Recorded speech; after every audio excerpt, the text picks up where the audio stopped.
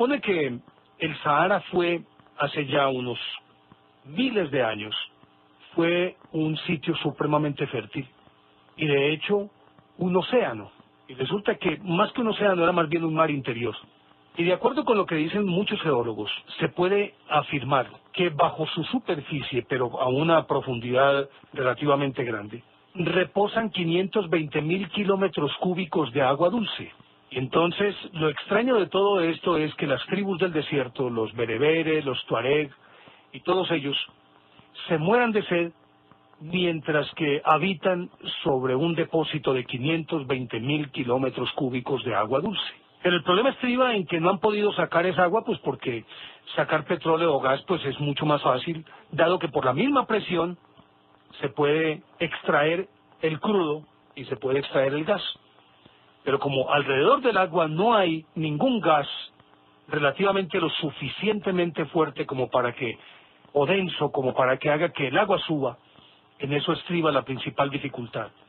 Pero como fue un valle tan fértil y como fue un mar interior de vastas proporciones, lógicamente que alrededor de la vida, alrededor del agua siempre germina la vida. Es de la única manera posible. De hecho, todos los asentamientos humanos, cualquiera que usted busque, debe estar necesariamente en la cercanía de un cuerpo de agua. Y esa es una de las indicaciones que le dan a uno cuando se pierde en un determinado sitio, en una selva. Siga un curso de agua, vaya aguas abajo, y con seguridad que en alguna parte usted va a encontrar un asentamiento humano. Y entonces, si era de tal magnitud esa fertilidad, lógicamente que tuvo que haber crecido una civilización lo suficientemente inteligente como para sacarle partido a esos cuerpos de agua o a ese cuerpo de agua y hacer que floreciera justamente su sociedad alrededor de ese cuerpo de agua. Pero lo extraño es que uno dice, pero bueno, desierto del Sahara, más de 7 millones de kilómetros cuadrados de arena, ¿cómo pudo haber vida allí? Estamos hablando de hace cientos de miles de años. Y en efecto, hubo civilizaciones lo suficientemente adelantadas como para inclusive utilizar el agua en un momento determinado como un vehículo de transporte por una parte, pero al mismo tiempo una fuente de energía, energía a través del agua, energía generada de la interacción del agua con el viento, o sea, la energía eólica y demás. Y para aseverar esto, muchos científicos han encontrado ya vestigios de lo que pudieron ser esas sociedades supremamente avanzadas. Hay una que sorprende y que todavía no ha podido ser interpretada, ni ha podido ser desentrañada, precisamente por sus características misteriosas. Hay un sitio en el desierto del Sahara que es quizás del planeta Tierra el sitio que más se asemeja a la superficie marciana, inclusive su tonalidad es rojiza porque hay una gran cantidad de fuentes ferruginosas, es decir, demasiado hierro, y le da unos visos rojizos que lo asemejan como a un paisaje marciano.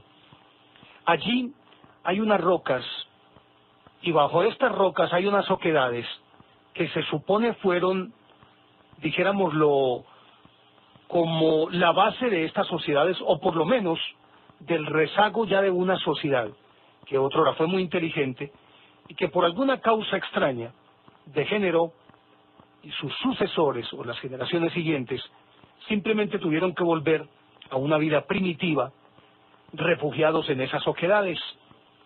Pero allí quedaron algunos vestigios pictográficos que hablan de una manera muy clara sobre lo que pudo ser esa sociedad. Ese sitio se llama Tassili N'Ajjer, y en Tassili N'Ajjer encuentra usted lo mismo que en las cuevas de Altamira, todo este arte rupestre que ha sido llamado, entre otras cosas, en el caso de Altamira, el Vaticano del arte prehistórico. Pues en esas ideografías que están plasmadas en piedra, encuentra uno, por ejemplo, unas figuras muy extrañas, algunas zoomorfas, otras antropomorfas, y las antropomorfas con algunas características que definitivamente no casan dentro de las sociedades que nosotros conocemos. Por ejemplo, se pueden ver unas figuras en las que evidentemente están metidas dentro de lo que nosotros llamaríamos un overol o un mono o un traje de astronauta, coronados inclusive por un casco lo suficientemente redondo como para que no dé lugar a ningún equívoco. Y naturalmente que no aparecen dentro de ese casco algunas facciones de rostro humano, aunque en otros sí, pero estos demasiado estilizados. Pero también se caracterizan porque tienen unas piernas relativamente cortas, unas manos largas, y lo que se supone es el área de sus genitales, se podría hablar de unos genitales enormes, por lo menos en lo que tiene que ver con sus gónadas, con los testículos. Se supone que son enormes, aunque algunos estudiosos como Aimé Michel, Jacques Bergier, Louis Powell, afirman que simplemente lo que portaban allí era una bolsa especializada que podría inclusive servirles, podría parecer también, como el cohete que habría de impulsarlos. Lógicamente que por perspectiva se ve entre las piernas, pero realmente está colgando por la parte de atrás. Y esa podría ser la forma como ellos se transportaran. A estos se los ha emparentado. En principio, y de acuerdo con las tradiciones que todavía manejan algunos pueblos del desierto, como los tuareg, los berebere, afirman que esas figuras son la representación de los seres venidos del cielo, que trajeron los rudimentos más primarios de la civilización, lo que podríamos llamar dioses civilizadores, que simplemente se encargaron de enseñarle los rudimentos de agricultura, de cestería, de transporte, en fin, la tecnología más básica para que un conglomerado humano pueda tener una vida propia. Entonces hablan de esos dioses civilizadores. Y que cuando se les pregunta sobre su procedencia, ellos señalan el cielo, pero específicamente señalan a Venus, al que nosotros llamamos el lucero del atardecer o el lucero del amanecer. Recordemos que Venus regularmente sale en una determinada época al finalizar la tarde en el crepúsculo, o se le puede ver también antes de que despunte el sol, de la única manera que se puede ver. Pues bien, de acuerdo con las tradiciones cosmogónicas que tienen estos pueblos, estos que aparecen en esas ideografías esculpidas en las piedras, con pigmentos de distintos colores, proceden justamente de ese lucero del alba, o sea, de Venus. Por lo cual, por razones lógicas, uno inmediatamente tendría que decir son venusinos. Obviamente que ya con la tecnología moderna, con el conocimiento que se tiene, se sabe que en Venus no hay vida, porque es un planeta permanentemente calcinado. Pero eso es una verdad que es constante aquí en nuestro medio y en este instante histórico, pero que no necesariamente fuera una verdad en el pasado. Es probable que hace millones de años las condiciones y circunstancias de ese planeta fueran diferentes, aunque los científicos dicen que es muy improbable, justamente por la cercanía de Venus con el Sol. Pero allí aparecen entonces estos ideogramas, estas ideografías de Tassili y Nayer, que siguen suscitando un enorme misterio, justamente porque no se sabe quiénes son ni de dónde proceden. Pero tienen cierto parecido con los llamados, la civilización de los Akpalus.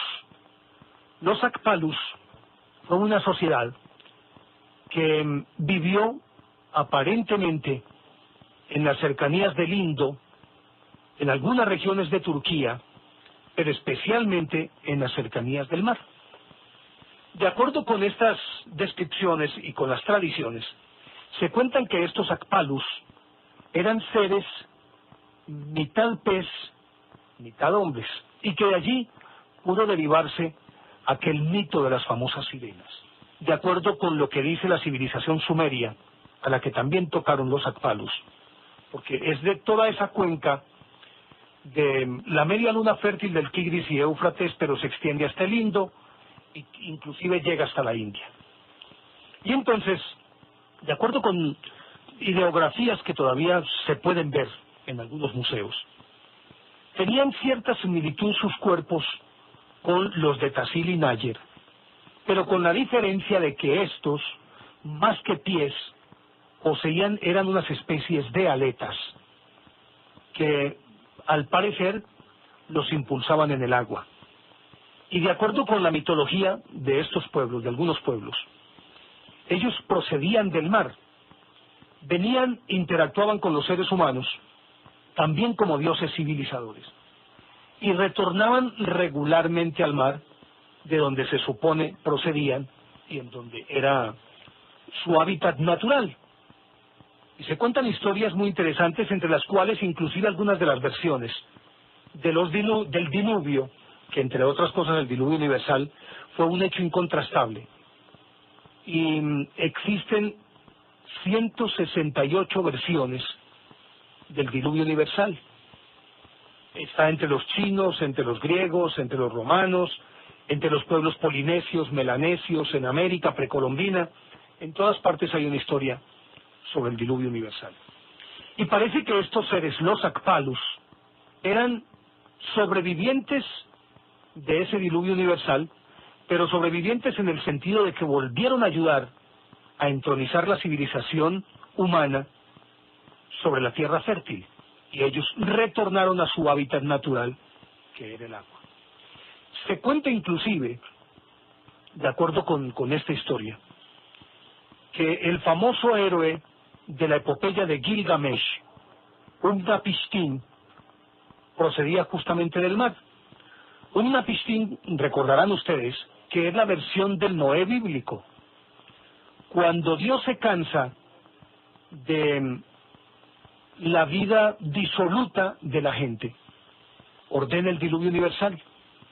Entonces, de acuerdo con la epopeya de Gilgamesh, hay un individuo llamado Utnapishtim al que Dios lo llama y le dice: necesito que construya un barco, que meta allí una pareja de cada especie animal y meta a su familia, porque voy a acabar con esto. Algunos inclusive llegan a afirmar que de esa fuente de la epopeya de Gilgamesh, la civilización judeocristiana tomó el mito del diluvio universal como lo conocemos con nuestro Noé, pero que no era otra versión que la de Utnapishtim.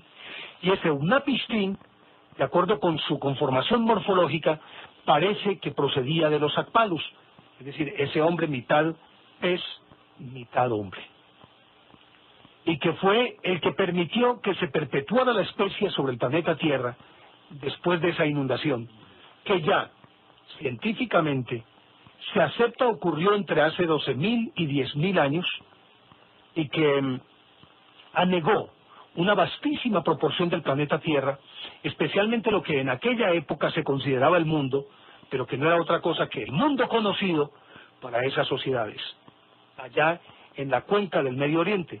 Sin embargo, esa es la información que se tiene desde esas sociedades, pero se sabe que fue un problema planetario esa negación, ese diluvio universal, dado que civilizaciones que no pudieron tener contacto entre sí, por ninguna consideración, hablan de ese diluvio universal en distintas partes del planeta. Como decíamos, 168 versiones del diluvio universal. Pero con todo esto que estoy contando de Tassili y Nayer, de los Akpalus, de Utnapishtim, de Gilgamesh, todo eso lo que queremos corroborar es que en la historia del planeta Tierra hubo, antes de lo que nosotros conocemos como sociedad humana, hubo otro tipo de sociedades inteligentes que necesariamente alcanzaron una altísima cota en su tecnología, hasta el punto de poder construir ingenios volantes como los vimanas hindúes de los que estuvimos hablando, los discos de oro batido de los preincas y muchos otros artilugios que supuestamente surcaron los cielos del planeta Tierra en épocas remotísimas. Pero ¿qué queda de todo esto? Queda simplemente el mito popular, mediante el cual se asocian estas sociedades o estos individuos se asocian específicamente con seres extraterrestres. En algunas oportunidades se habla de seres intraterrestres que podrían habitar en el interior del planeta. Pero sabiendo cómo es el planeta, su núcleo sólido, es decir, que el planeta es un cuerpo sólido con un núcleo líquido, de todas maneras, a la luz de nuestra lógica y de nuestra física, es imposible que la vida haya podido florecer bajo la superficie del planeta Tierra. ¿Que hay seres adaptados a esto? Sí. Seres que viven dentro de la Tierra, hablamos de las lombrices, muchos ácaros, algunas bacterias, todo lo que ustedes quieran, pero no una sociedad inteligente como la de los seres humanos. Pero ya seguimos hablando de esta historia. Entonces, esa noción de terrestres, extraterrestres, intraterrestres, es definitivamente relativo, por el hecho de que, bueno, es una verdad incontrastable el que aquí existen seres terrestres.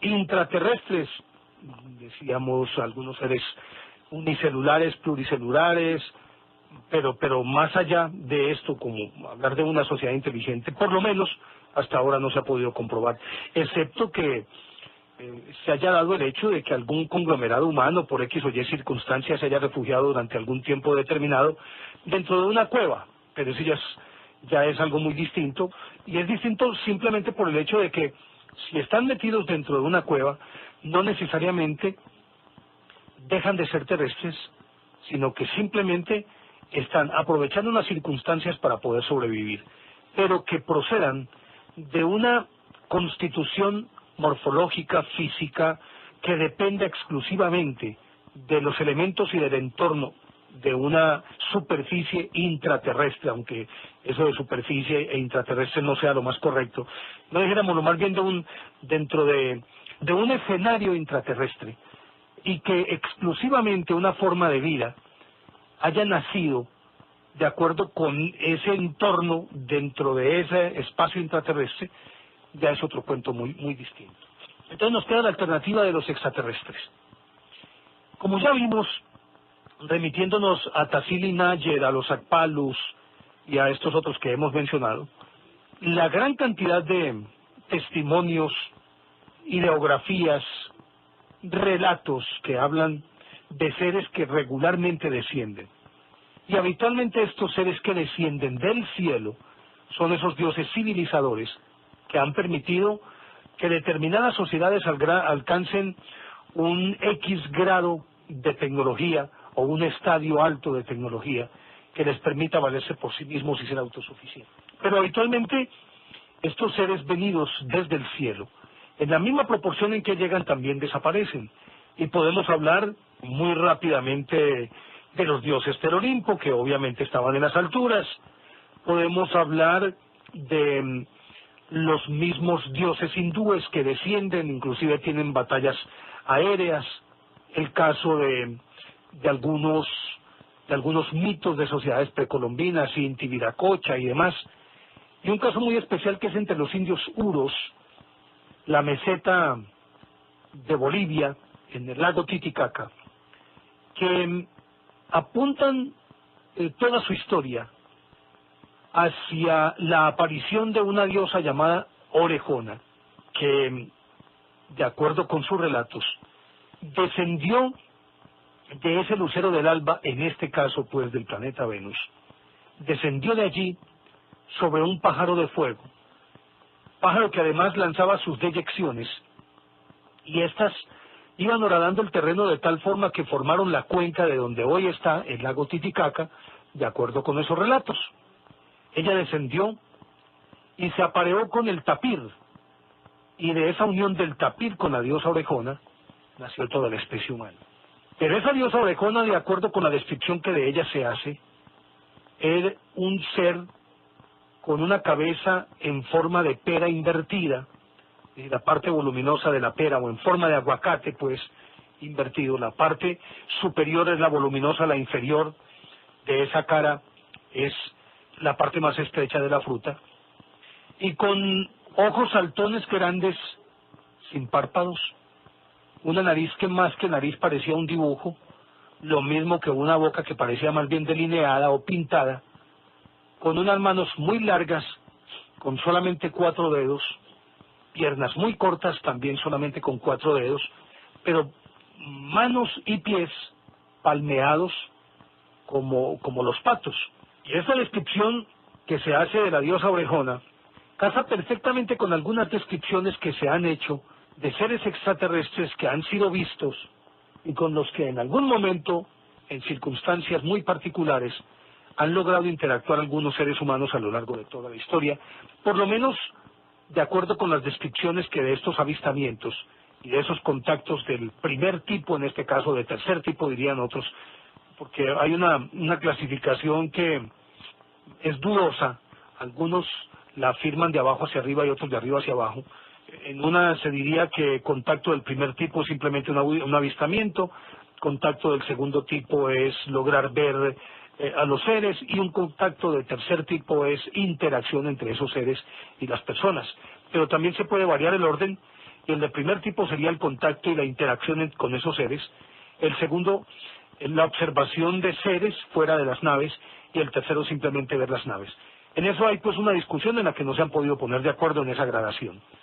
Pero de acuerdo con las descripciones de contactos que han tenido, en este caso pongámoslo pues de tercer tipo, que es el más conocido, habitualmente describen, o en algunas oportunidades describen a esos seres tal cual lo describen los indios uros, aludiendo pues a esa deidad, a la famosa diosa orejona. Y aquí se ha suscitado entonces una discusión que tiene que ver con realmente cómo son los seres extraterrestres. Por eso hacíamos la introducción hablando de los Akpalus, hablando de la civilización de Tassili-N'Ajjer, y hablando pues de otras formas de vida, entre las cuales pues obviamente aludimos también a esta diosa orejona. Y de acuerdo con todo esto, hay en este momento estudios que se han adelantado para esbozar un perfil que sea como el más lógico, diríamos algo así como que el arquetipo del ser extraterrestre. Y simplemente al tratar de encontrar como una característica o un patrón común, se han dado cuenta que si bien es cierto, algunos avistamientos o muchos avistamientos aluden a seres de este tipo, regularmente pequeños, no más altos de 1,20, de cabeza en forma de pera invertida, con manos largas, pies cortos, pies y manos palmeados, más o menos como la diosa orejona. No siempre, cuando se ha tenido contacto con un extraterrestre, han sido descritos por los testigos como invariablemente seres de este corte de lo que estamos diciendo, además de piel verde o violácea la piel, sino que se han encontrado muy diversos tipos de extraterrestres, y que, a decir de los entendidos, esos diversos tipos indicarían también que existe una enorme diversidad de sitios de procedencia o de civilizaciones diferentes. Es decir, no podemos hablar de que los que llegan aquí simplemente todos son exactamente lo mismo y proceden del mismo sitio. No, se puede hablar de que proceden de distintas partes, con distintas concepciones, o más que concepciones, con distintas conformaciones de tipo físico, y que tendría esto que ver necesariamente con el medio físico en el que se desenvuelven y sus necesidades físicas. Para aclarar un poco este concepto que podría parecer ambiguo, nosotros los seres humanos dependemos exclusivamente del agua y del aire para vivir. Obviamente, de los elementos básicos que pululan en el universo, nitrógeno, oxígeno, entre los más importantes, hierro y otros. Pero que dependamos exclusivamente del agua y del aire es algo incontrastable para el ser humano. Pero, ¿qué tal una sociedad que dependa, por ejemplo, del metano o del amoníaco? Pero ya seguimos hablando de esta historia. No sé si partimos de lo que veníamos diciendo, que no son necesariamente los enanitos verdes de cabeza en forma de pera invertida los únicos extraterrestres posibles, pues resulta que definitivamente, y de acuerdo con los avistamientos, se tiene que concluir con que definitivamente no son los únicos que pueden existir. Y de hecho, así lo han atestiguado muchísimos de los que han sido contactados por los extraterrestres. Y entonces encuentra uno que, según algunas versiones, no solamente los enanitos verdes, sino que gente con un biotipo supremamente estilizado y perfectamente humanos, por eso se les denomina también humanoides, con cuerpos muy armónicos, gráciles, longilíneos en casi todas las oportunidades. Eso sí, con lo que nosotros llamamos pues overoles o monos, que no son otra cosa que trajes espaciales, algunos con cascos, otros sin casco, y eso ha posibilitado que las descripciones sean descripciones muy vívidas, muy nítidas de algunos de estos alienígenas. Se da el caso de algunos que son supremamente gigantes, otros no tanto, sino de tamaño normal, otros más pequeños, pero también de cuerpos muy armónicos y muy bien proporcionados, y otros también tirando a monstruos. Pero estos últimos son más de excepción que inclusive la regla. Ustedes recordarán que alguna vez contamos aquí la historia de Antônio Vilas Boas, que en Brasil estaba arando de madrugada en el campo de su padre, en un tractor, cuando vino un ovni, se posó cerca, y él tratando de huir, pero la tierra estaba removida y por lo tanto no se podía desplazar con suficiente presteza, y entonces se podría decir que fue atrapado por ellos y llevado a un ovni, y dentro de este ovni se le dejó en un salón. Al poco tiempo apareció un alienígena con formas de mujer, no tan pronunciadas caderas ni senos tan protuberantes, pero sí con evidentes formas de mujer. Inmediatamente uno lo puede detectar. Y según la descripción que él hacía posteriormente, de rasgos supremamente finos, de ojos rasgados, de una nariz que más que nariz parecía como una pincelada, y de una boca que también parecía delineada como si fuera con un lápiz, muy supremamente delgada. Lo sedujo después de que lo bañaron con una especie de gel, de desnudarlo y bañarlo con una especie de gel. Él se excitó sexualmente, tuvo una erección muy pronunciada y vino ella, se acercó a él, copuló con él 2 o 3 veces, tal cual un hombre con una mujer, y posteriormente ella, que entre otras cosas no se comunicaba por medio de palabras, sino diríamos que de manera telepática, le hizo saber que había quedado grávida, pues, es decir, que había sido fecundada, por decirlo de alguna manera, y se despidió de él de una manera muy amable, lo sacaron del ovni y emprendieron el vuelo.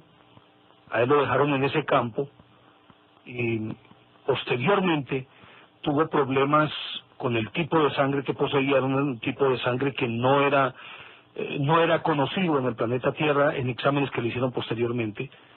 Algunas verrugas que le salieron por la ingle en forma de triángulo y alrededor del ombligo, y padeció mareos y vómitos durante algún tiempo, episodios amnésicos, hasta que se recuperó. Y entonces, cuando a él le preguntaron sobre las características de esta mujer alienígena, él la describió como una mujer muy hermosa, de unas formas muy armónicas, muy proporcionadas, muy bella esta mujer, y con un olor muy grato, dulzón, particular y excitante, una especie de perfume. Entonces, si lo remitimos a esta descripción de Antônio Vilas Boas, ya estamos viendo entonces que existe otro tipo de alienígena que no necesariamente debe ser ese enanito de cuerpo verde y de cabeza en forma de pera invertida. Hay varios casos bien interesantes, uno de los cuales ocurrió en diciembre de 1973 y se produjo en Vilvoorde, en Bélgica. y fue un suceso supremamente significativo.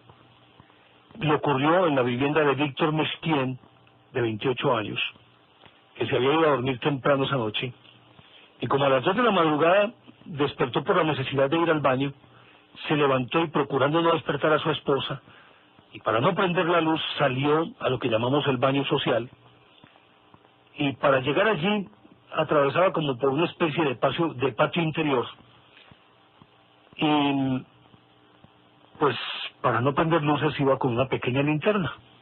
Al llegar a la cocina le sorprendió un extraño resplandor verdoso que penetraba por la ventana procedente del jardín, y la curiosidad le impulsó a mirar a través de los cristales. Y cuál no sería su sorpresa cuando en la penumbra pues pudo distinguir a un ser muy extraño. Estaba en luna creciente y por lo tanto, aunque había penumbra, de todas maneras se podían distinguir algunas cosas del entorno, y mucho más si él estaba ayudado por una lámpara. Pues de acuerdo con lo que él describió posteriormente, en el fondo de la parcela, la casa tenía un pequeño solar, y las ventanas daban justamente hacia allá, y pudo distinguir a un ser con aspecto de humano, de 1,10 m de estatura, con una configuración muy armónica. Llevaba la cabeza protegida por una escafandra transparente, de la que por la parte de atrás salía una especie de tubo conectado con una mochila o algo similar, que portaba pues esa mochila sujeta a la espalda, y que era de forma cuadrangular. Siguió él con su descripción y decía que era de una complexión normal, mediana, y eran perfectamente apreciables las piernas, los brazos y el tronco, además de la cabeza. De la escafandra emanaban fuertes destellos, y tanto pues la escafandra como el resto del traje parecían confeccionados como de alguna materia semejante al plástico, pero también con algunas partículas metálicas por el brillo que de ellas procedía. Hablaba de una pieza cuadrada en forma de hebilla que llevaba sobre el cinturón, y también adosada a esto como una especie de cajita cuadrada que despedía un resplandor rojizo muy intenso que iluminaba el entorno hasta una distancia relativamente considerable. Y pues él es abundante en detalles porque cuenta, por ejemplo, que el pantalón quedaba encajado en su parte inferior en el interior de unas botas. Las manos eran humanas, pero de color verdoso, y por detrás se veía su cabeza en el interior del casco transparente, y la cabeza era redonda y con el cabello corto, y toda la figura quedaba envuelta como en una especie de halo luminoso, que inclusive alcanzaba a reflejarse en el suelo del jardín y en la pared de la casa. Pues este pequeño ser, a decir de este señor Meshkien, se movía por el jardín totalmente distraído a lo que ocurría alrededor de él, y daba la sensación de que estaba llevando a cabo como alguna pesquisa, porque en la mano portaba un instrumento semejante a una aspiradora portátil, con el que daba la sensación de que estaba recogiendo o intentando recoger algo. Y cuando Víctor pues lo descubrió a través de la ventana de la cocina, estaba pasando el instrumento descrito sobre un montón de escombros que estaban acumulados en un rincón. El artefacto, a decir de él, se componía de una especie de mango largo con el extremo doblado como si fuera empuñadura, y al final, en el otro extremo, había un recipiente cuadrado con la parte frontal con esos tonos de bisel, más bien. El instrumento parecía estar hecho de la misma materia que el traje y no emitía sonido ninguno. Y el pequeño ser lo desplazaba sobre el suelo, pero ese humanoide se movía con mucha dificultad, se balanceaba a cada paso, y las rodillas daban la sensación de doblarse con los pasos difíciles que daba uno cada vez, y siempre con un grado de dificultad altísimo, como si la gravedad lo agobiara, o como si no tuviera la suficiente destreza para caminar.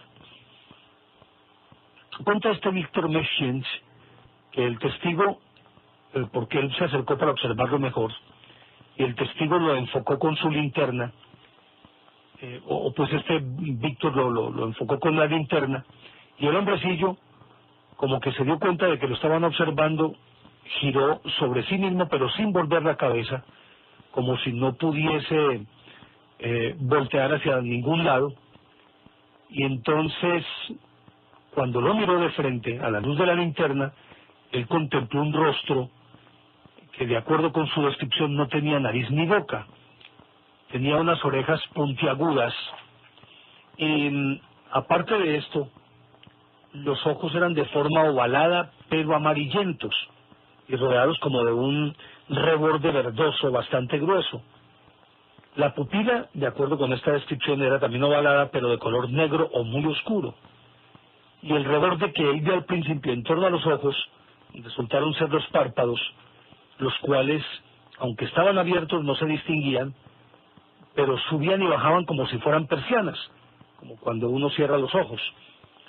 Cuando este humanoide recibió el impacto del foco de luz de la linterna del testigo, levantó la mano y, formando con sus dedos el pulgar y el índice, conformó como la V de la victoria, como lo hacía Winston Churchill, pero a diferencia de Churchill, él lo marcaba la V de la victoria con el índice y el dedo del medio. En este caso era con el pulgar y el índice. Y se quedó mirándolo un instante, luego caminó hacia el muro. Allí sucedió algo supremamente extraño. Y aparte de esto, los ojos eran de forma ovalada, pero amarillentos, y rodeados como de un reborde verdoso bastante grueso.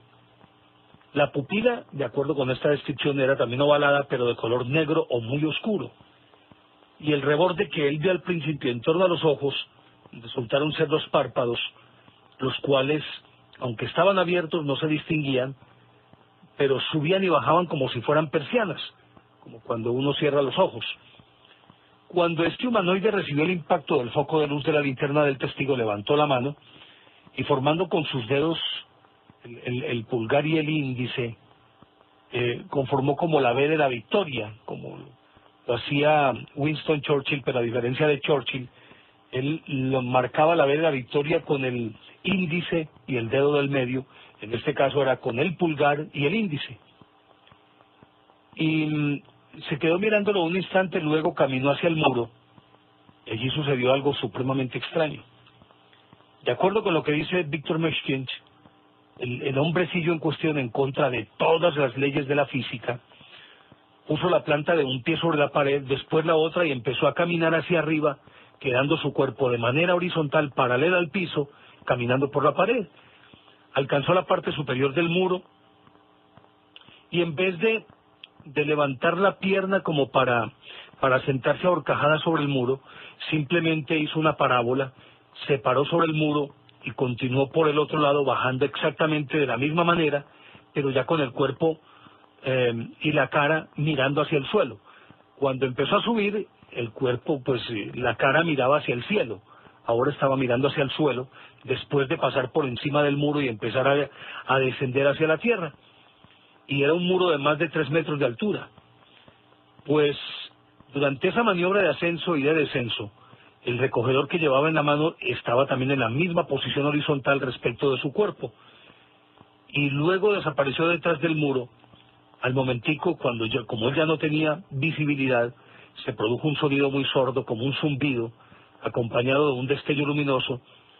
Se elevó posteriormente, dejando como una pequeña pausa entre la que se suponía, o lo que se suponía era el descenso al otro lado, y pasó un tiempito muy pequeño, y de pronto ese zumbido, y a continuación se elevó un objeto circular que, después de avanzar unos 3 metros, se detuvo, emitía un zumbido que él lo comparó con el zumbido de los insectos en su vuelo, y de acuerdo con la descripción que hacía del objeto, era de unos 5 metros de diámetro, y en la estructura era perfectamente visible una zona superior fosforescente de color anaranjado, sobre la que había una cúpula transparente, pero circuida por un resplandor verdoso, y la parte inferior de la nave era de color oscuro, y allí se veían 3 focos alineados horizontalmente, que se encendían de manera alternativa pero 3 veces seguidas se apagaban y se volvían a encender.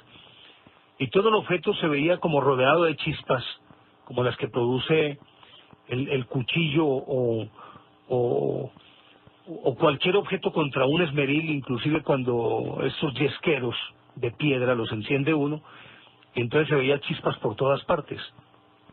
Pero el ovni parecía estático, pues no giraba ni sobre sí mismo ni avanzaba. Pues como estaba tan cerca este testigo, dentro de la cúpula, que era además transparente, pudo observar al hombrecito, pero ya rodeado de una luminosidad como blanquecina, y no se veía nada más.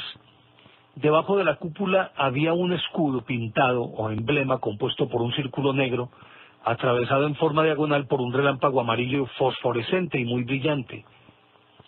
Luego se elevó, y cuando ya estaba a unos 20 metros de altura, se detuvo unos instantes.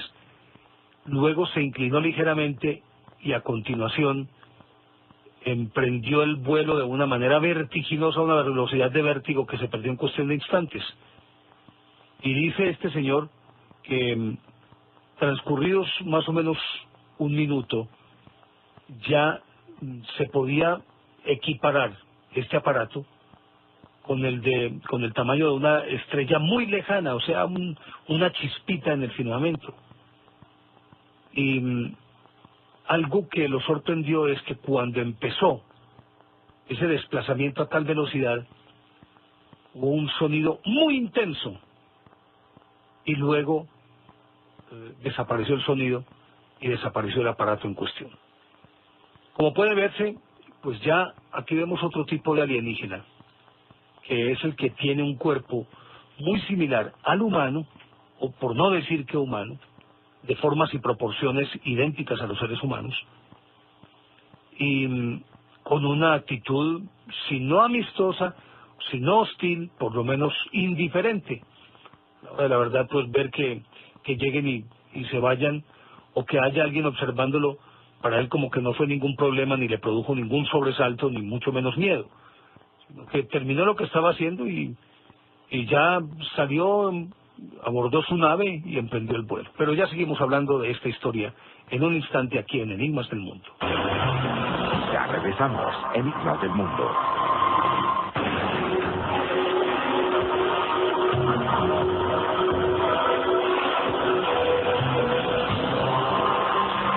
Y como veníamos hablando sobre los tipos de extraterrestres que existen, podríamos enumerar muchísimos más de acuerdo con la tipología que se ha logrado establecer. Pero sí hay una estadística que indica que más o menos el 35% de los avistamientos en los que están involucrados alienígenas pertenecen al tipo de enanitos verdes con cabeza en forma de pera invertida, con pies y manos palmeadas, como decíamos, con nariz y boca básicamente pintadas, más que, o diríamos delineadas. Pero se habla también de una tipología que es la de los hombres más armoniosos y aquellos que tienen una estatura de hasta 1,20, y esos están en el rango de más o menos un 25%. Y los que son muy altos, inclusive se han encontrado hasta de 3 metros en algunos avistamientos, y que también son longilíneos, de una figura muy armónica y físicamente muy apuestos, están por el rango también de un 25%. Los restantes pertenecen a los que podríamos llamar monstruos, tal como los conocemos, pero estos son supremamente escasos y son la excepción a la regla. Y de todas estas tipologías, lo que podemos deducir es que la procedencia de los alienígenas son diversas, son de distinto origen y de distintos sitios del cosmos. Por lo tanto, obedecerían entonces a civilizaciones totalmente diferentes y probablemente desconocidas entre sí. Lo que nos indicaría es que muchas sociedades extraterrestres estarían, diríamoslo, viajando por el cosmos, explorando el cosmos, para encontrar otros sitios en donde puedan existir otras sociedades con las cuales interactuar. y aún en el peor de los casos, sociedades ya agónicas que estarían buscando otros sitios para perpetuar la especie. Pero de todas estas cosas tenemos que seguir hablando en un próximo programa.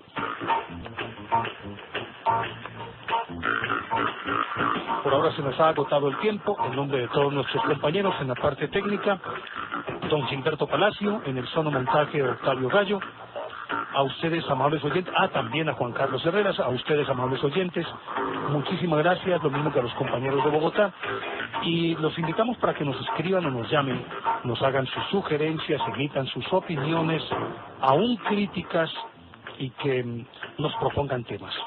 Para nosotros es no solamente de una gran ayuda, sino que es un altísimo honor que ustedes se tomen la molestia de escribirnos o de llamarnos. Señores enigmas, Caracol Bogotá o Caracol Medellín, y toda esta información nos llega oportunamente.